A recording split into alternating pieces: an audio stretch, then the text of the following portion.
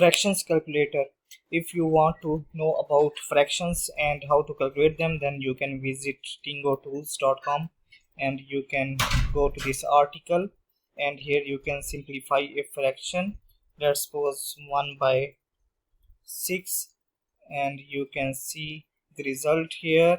And similarly, if I type 2 by 4, and it will calculate the result as decimal, and greatest common factor as a mixed number, and it will give you result overview and also give a brief explanation.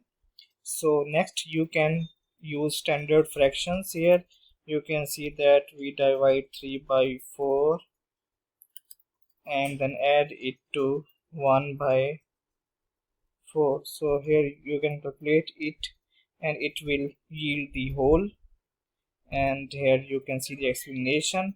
And next we have mixed fractions.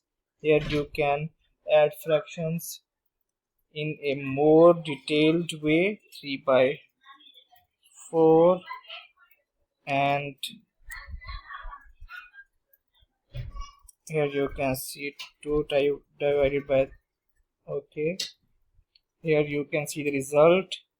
So here you can see the complete guide, and it will tell you about adding, subtracting, multiplying and dividing the fractions, and it will give you complete details and formulas about the fractions. And here you can see that why are these beneficial and what is the use of this tool.